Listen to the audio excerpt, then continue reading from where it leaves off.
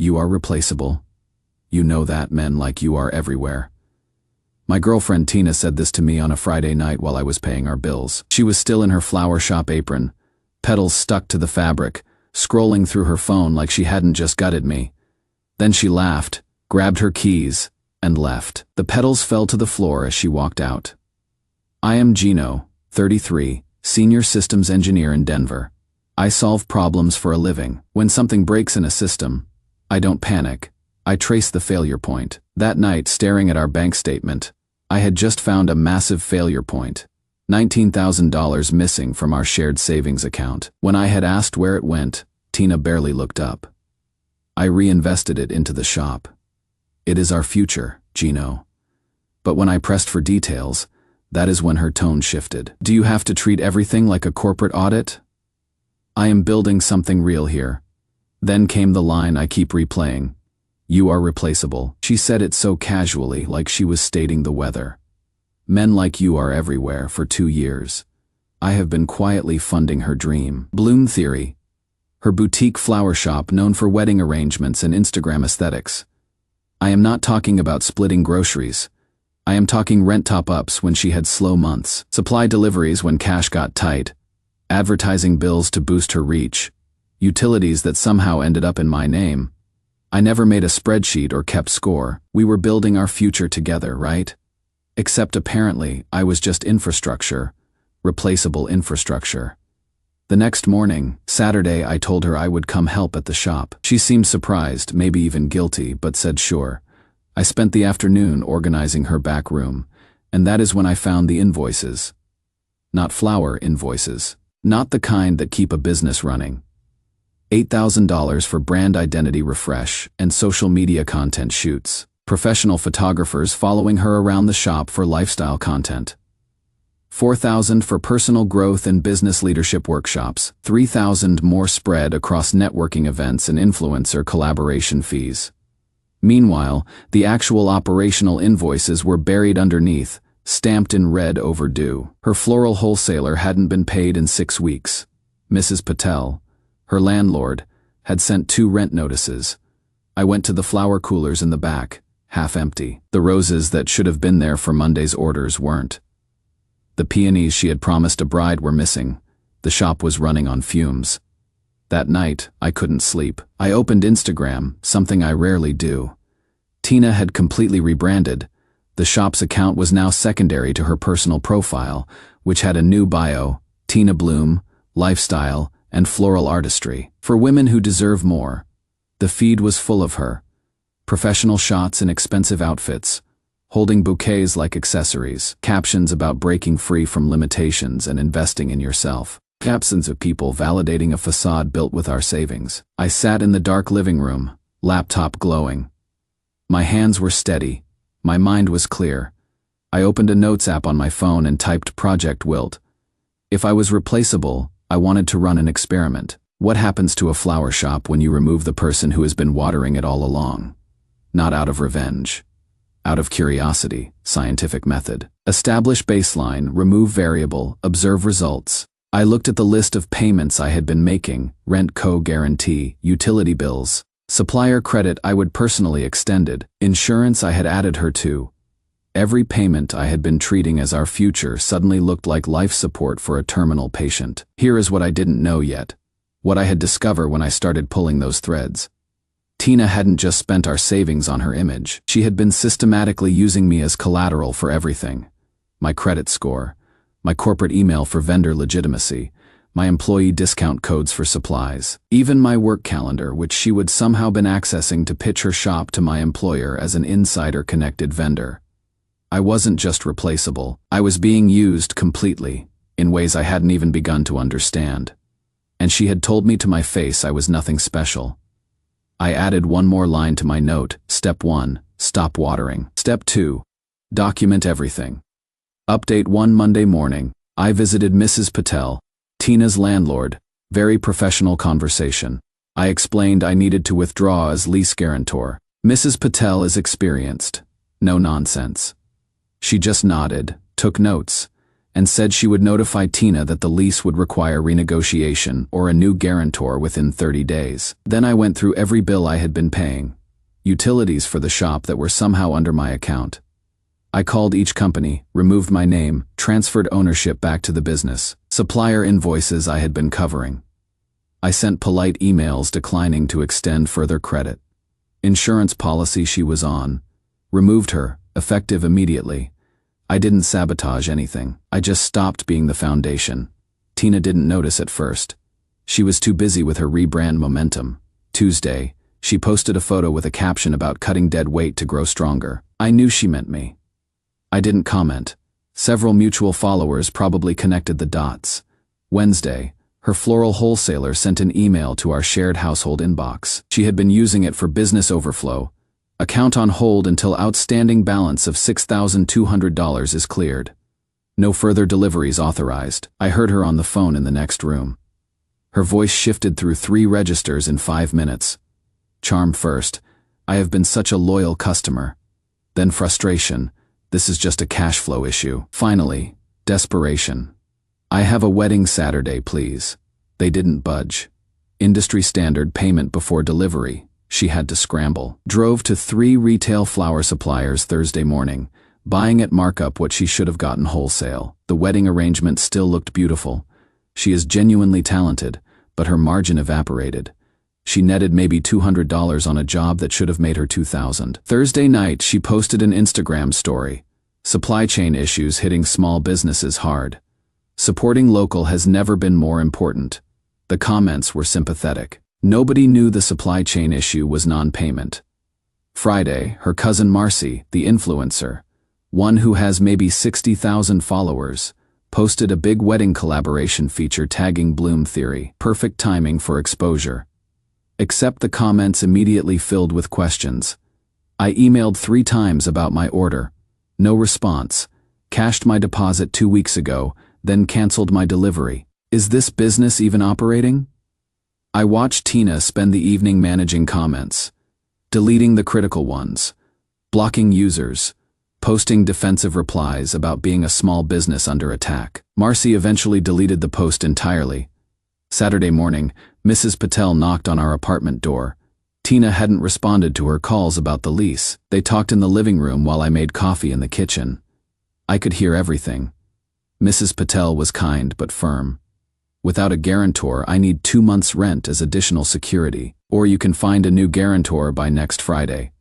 Tina tried to negotiate. Cannot we just keep things as they were? Your previous guarantor has withdrawn. That changes the terms. After Mrs. Patel left, Tina turned to me. First direct conversation we had had in a week. Can you just cover it until I sort things out, please? I looked at her over my coffee mug. I thought I was replaceable. Her face went through anger, then panic, then something harder. So this is punishment. This is how you handle a fight. This isn't punishment. I am just not participating anymore. That is the same thing. No, I said. It is really not. She left. Went to the shop, stayed until midnight. Sunday, she was on her phone constantly, texting people, asking for loans, I assumed. That night, I heard her on the phone with Marcy. Low, angry voice. Words like betrayal and men who cannot handle strong women. Monday at work, my coworker Eric stopped by my desk. He is in procurement, handles vendor relationships. Hey, weird question. Did you know Tina pitched her shop as an exclusive floral partner for our corporate events? I put down my coffee. What? He turned his monitor toward me. There was a proposal professionally formatted, using our company's brand guidelines. Bloom Theory, preferred vendor with insider corporate connections. The document referenced specific upcoming events, retirement parties and client dinners that were on my work calendar. Calendar I had shared with her early in our relationship when we were coordinating schedules. She had listed herself as having established relationships with key decision makers and included mock-ups using our internal design templates. Templates I had access to that she must have copied from my laptop. Eric looked uncomfortable. It is flagged for conflict of interest review. Thought you should know before compliance reaches out to you. I stared at the screen. She hadn't just spent our savings. She had been leveraging my professional access, my credibility, my corporate connections to build her business without telling me. and then called me replaceable. I forwarded the entire proposal to our ethics and compliance team, not out of revenge, out of self-preservation. This could have impacted my job, my reputation. The email I sent was simple. This vendor used my access and information without authorization. I was unaware of this proposal and do not endorse it. The rejection came back Tuesday. Proposal declined due to misrepresentation of vendor status and unauthorized use of corporate materials and information. That is when things accelerated in a direction I hadn't anticipated. Someone in procurement, I still don't know who, mentioned the vendor issue in a local business networking Facebook group, not naming names initially. Just a cautionary post. Watch out for vendors misrepresenting corporate connections.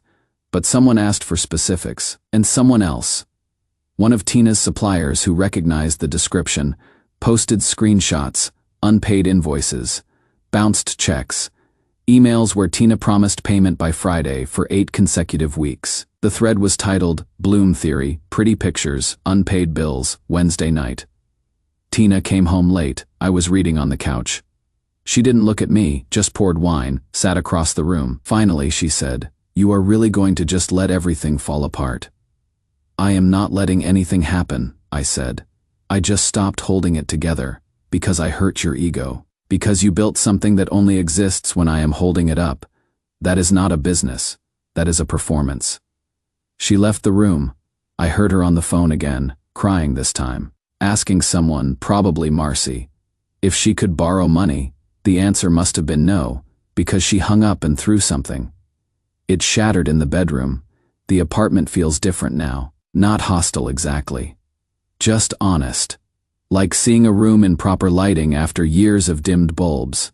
Update 2: the Facebook thread about Bloom Theory spread faster than I expected. Denver's small business community is tight, especially in the wedding industry.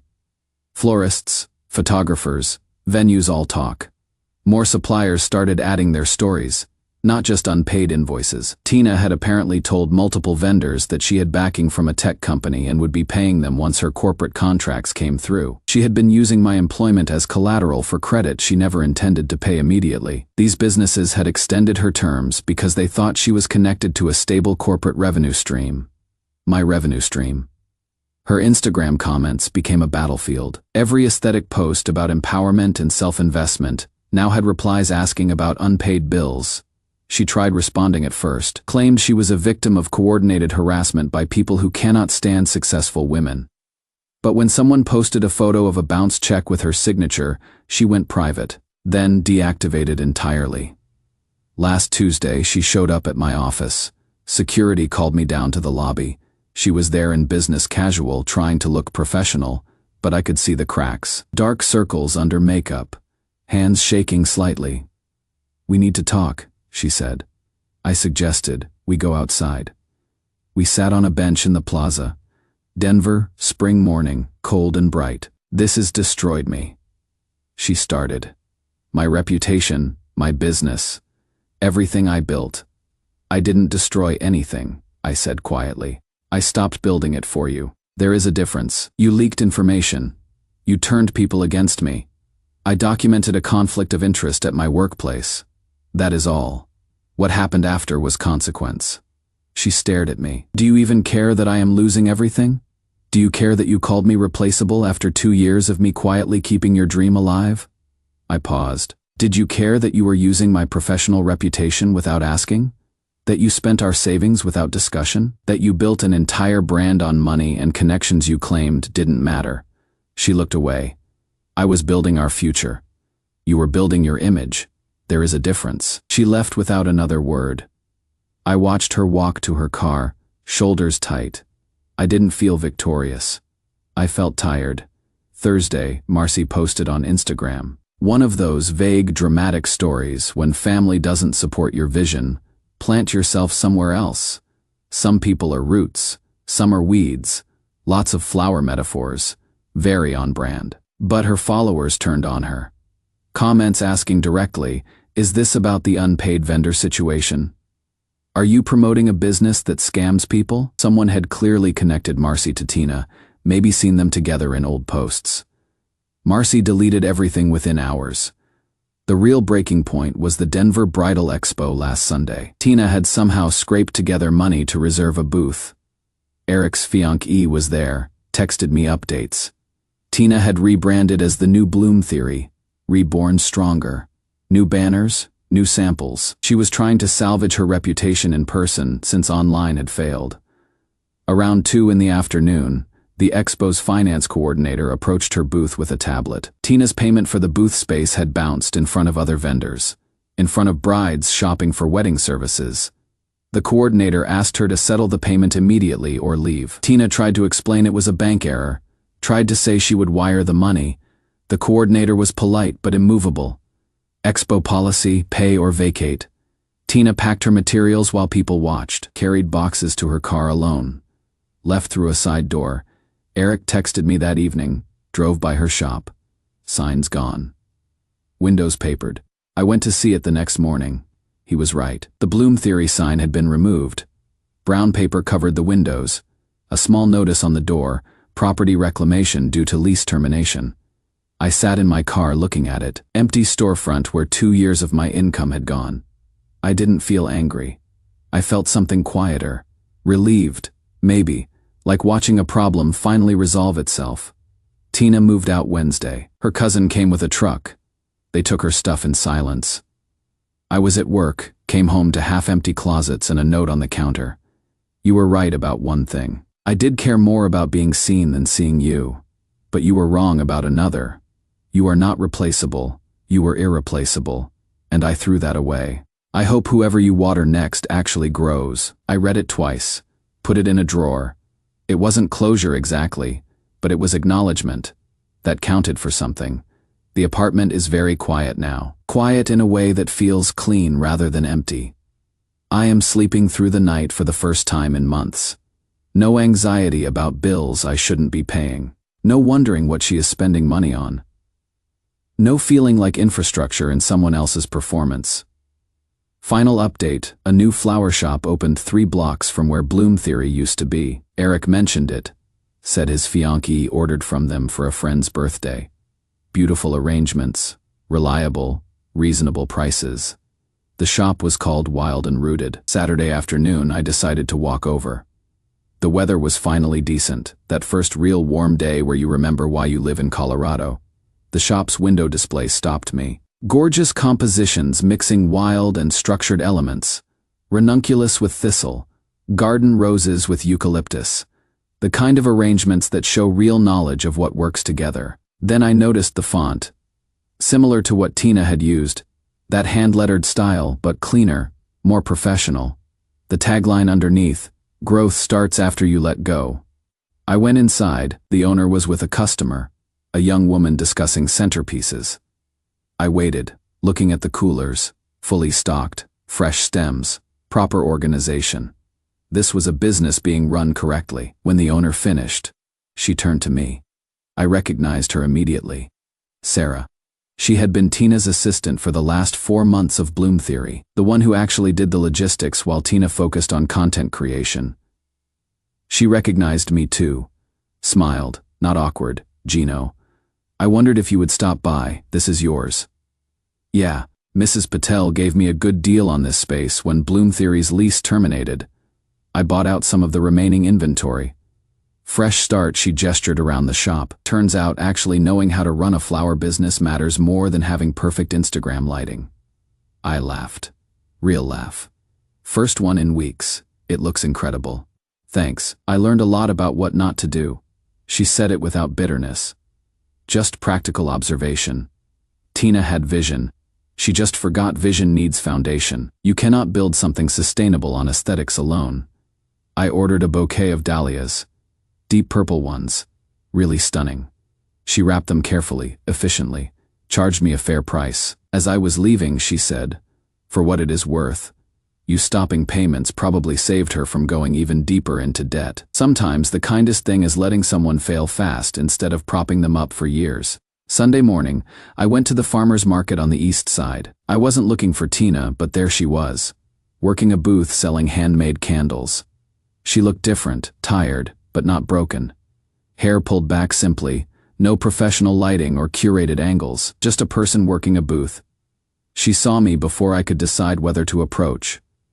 Our eyes met across the walkway, people moving between us with shopping bags and strollers and dogs. She stepped out from behind her booth.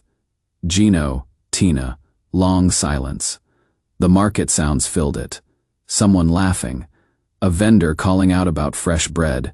Music from a busker with a guitar. "You really just let it all die," she said. Quiet, not accusatory, almost wondering. I thought about how to answer, went with truth. "I just stopped pretending it was alive." She flinched slightly, nodded. "Yeah, that is fair." She looked at the candles behind her. "I am working for Marcy's friend, making these, selling them. It is honest work. No pretense. That is good, is it?" She met my eyes. "You were right, you know, about what I cared about what I was building. I was so focused on looking successful that I forgot to actually be successful. I didn't know what to say to that." She kept going. "I told you that you were replaceable. That was probably the stupidest thing I have ever said. You weren't replaceable. You were essential. And I treated you like infrastructure instead of a partner." "Yeah," I said. "You did. I am sorry. I know that doesn't fix anything, but I need to say it." I nodded. "I appreciate that." A customer approached her booth. She glanced back. "I should go." "Yeah." She started to walk away, stopped. "For what it is worth, I hope you find someone who sees you, really sees you. Not just what you can provide. I hope you figure out what you actually want to build," I said. "Not for an audience. For yourself." She smiled, sad but genuine. "Working on it." I left the market, stopped at Wild and Rooted on the way home. Bought another arrangement. This time for my apartment. Tulips and anemones. Sarah wrapped them up, asked if they were a gift. "For me," I said. "Figured it is time to bring flowers home for the right reasons." She smiled. "Those are the ones that last longest." The flowers are on my kitchen table now. Bright spot in the clean space I have been building. I water them every other day. Just what they need. No more, no less.